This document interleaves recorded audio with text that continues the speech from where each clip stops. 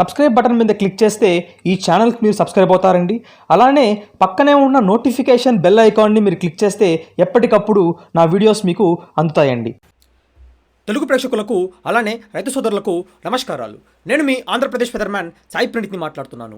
ఈ వీడియోలో మనము ఆంధ్ర అలానే తెలంగాణ రాష్ట్రాల యొక్క ప్రస్తుత వాతావరణ పరిస్థితి, అలానే రానున్న రోజుల్లో మనకు వర్షాలు ఏ విధంగా ఉండే అవకాశాలు ఉంటున్నాయి, అలానే మనకేమంటే ఎండల తీవ్రత ఏ విధంగా పెరిగే అవకాశాలు ఉంది, అలానే మనకు చలి తీవ్రత ఏ విధంగా ఉండే అవకాశాలు ఉంది, ఈ అన్ని విషయాల గురించి ఈ వీడియోలో మనం మాట్లాడుకుంటామండి. వీడియోని అందరూ చివరి దాకా చూస్తారని, ఎక్కడ స్కిప్ చేయకుండా చూస్తారని నేను మనస్ఫూర్తిగా కోరుకుంటున్నానండి. ఇక్కడ మనము వాతావరణ పరిస్థితిని గమనించినట్లయితే మనకు బంగాళాఖాతంలో వచ్చేసి ఎలాంటి అల్పపీడనం కానీ ఎలాంటి వాయుగుండం కానీ ఎక్కడా మనకు కనిపించడం లేదు. కానీ ఏమంటే ఇక్కడ వర్షాల రేఖ చూసినామంటే ఇదేమంటే 0 degrees అంటారు. 0 degrees ఏమంటారంటే భూమధ్య రేఖ అంటారు. ఆ భూమధ్య రేఖకి దక్షిణ భాగంలో తీసుకుంటే మనకు బలమైన మేఘాలు, అలానే ఏమంటే కాస్తంత మనకు ఉపరితల ఆవర్తన ప్రాంతాలు, అల్పపీడన ప్రాంతాలు ఈ ప్రాంతంలో ఉంది. ఇప్పుడు ఏమంటే ఇది ఎందుకు నేను చూపిస్తున్నాను అంటే ఈ బలమైన మేఘాలు ఇవన్నీ ఏమవుతుందంటే మెల్లమెల్లగా ఇలా ఉత్తర దిశగా కదులుతుంది. అంటే ఈక్వేటర్ అంటే భూమధ్య రేఖకి ఉత్తర భాగంలోకి ప్రవేశిస్తుంది. సో దానివల్ల ఏమవుతుందంటే ఋతుపవన అంటే మామూలుగా వచ్చేసి ఈ యొక్క వర్షాల రేఖ వచ్చేసి ఏమంటే అప్ టు మనకు డిసెంబర్ వరకు మనకు ఇండియా అంటే దక్షిణ భారతదేశాన్ని తగులుతూ ఉంటుంది. అలా మనకేమవుతుందంటే భూమధ్య రేఖకి దక్షిణ భాగంలోకి వెళ్తుంది. తర్వాత మనకేమవుతుందంటే ఇప్పుడు ఫిబ్రవరి తర్వాత మామూలుగా ఈ భూమధ్య రేఖకి కొంచెం ఉత్తర భాగంలోకి వచ్చి మార్చికి అంతా ఏమవుతుందంటే భూమధ్య రేఖకు ఉత్తర భాగం అంటే నార్థన్ హెమిస్ఫియర్లోకి ఇది ప్రవేశిస్తుంది.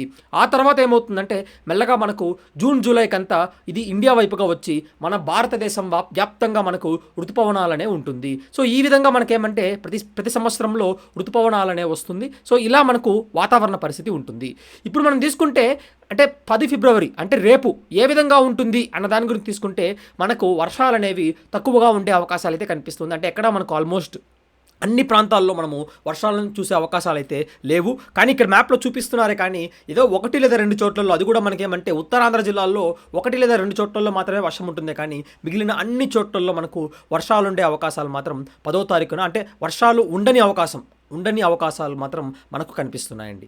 సో ఇక్కడ ఏమంటే రాగల 3 రోజుల వాతావరణ పరిస్థితి తీసుకున్న ఉత్తరాంధ్ర జిల్లాలోని కొండ ప్రాంతాలు అంటే మనకు అనకాపల్లి జిల్లా, దాంతోపాటుగా ఏమంటే అల్లూరు సీతారామరాజు జిల్లా, పార్వతీపురం, మన్యం జిల్లాలోని కొండ ప్రాంతాలు, గిరిజన ప్రాంతాల్లో మాత్రమే అడపాదడపాగా మనం వర్షాలు చూడగలుగుతాం. ఉత్తర తెలంగాణ, ఉత్తర ఈశాన్య తెలంగాణ జిల్లాల్లో అక్కడక్కడ మనము 11వ తారీఖున మనం వర్షాలు చూసే అవకాశాలు ఉన్నాయి. కానీ మనకు దక్షిణ తెలంగాణ కావచ్చు, రాయలసీమ జిల్లాలు కావచ్చు, దక్షిణ కోస్తాంధ్ర జిల్లాల్లో మాత్రం ఎక్కడా మనకు వర్షాలు నమోదయ్యే అవకాశాలు మాత్రం మనకు కనిపించడం లేదండి.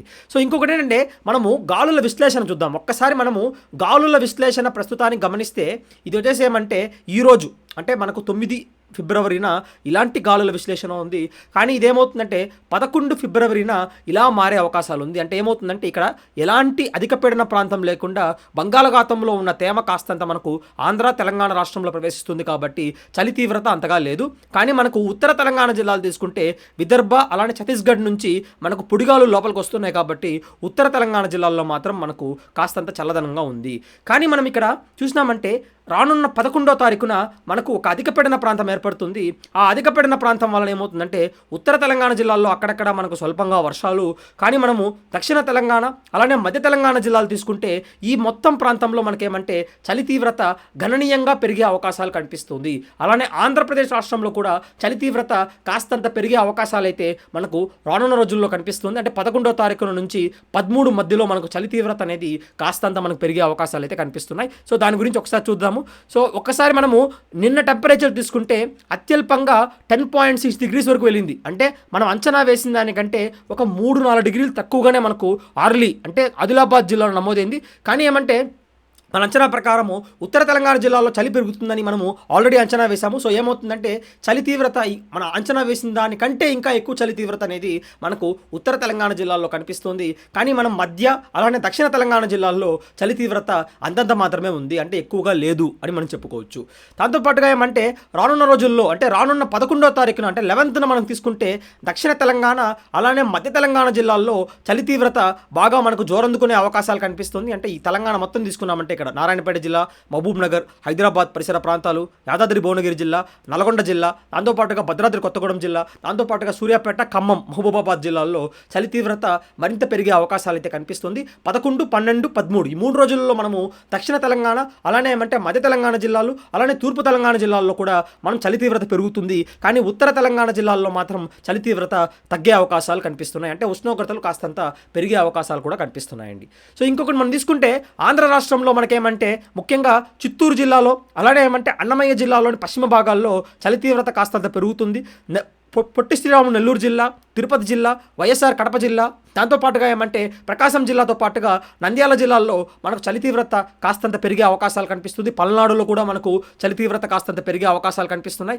అలానే మనం ఏమంటే మరో పక్కన తీసుకుంటే మనకు ఉత్తరాంధ్ర జిల్లాల్లో అల్లూరు సీతారామరాజు జిల్లా కావచ్చు, మనకేమంటే అనకాపల్లి జిల్లాతో పాటుగా విజయనగరం, శ్రీకాకుళం జిల్లాల్లో కాస్తంత చలి తీవ్రత పెరిగే అవకాశాలు అయితే 11 నుంచి 13 మధ్యలో మనకు కనిపిస్తున్నాయండి. అలానే మనము రానున్న రోజుల్లో ఎండల తీవ్రత ఒక్కసారి గమనిస్తే మనము అంటే మనకేమంటే అప్ టు మనకు అంటే రానున్న ఒక నెల వరకు మనం తీసుకుంటే ఎండల తీవ్రత సాధారణం కంటే ఎక్కువ ఉండే అవకాశాలు అయితే మన 2 తెలుగు రాష్ట్రాల్లో కనిపిస్తుంది.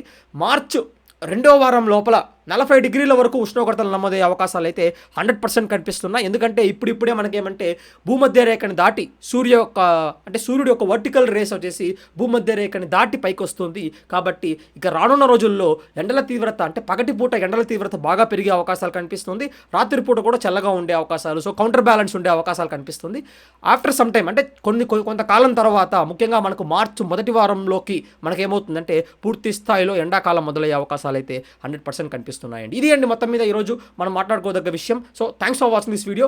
ఈ వీకెండ్ వచ్చేసి ఒక స్పెషల్ వీడియోతో మీ ముందుంటాను. థ్యాంక్స్ అండి.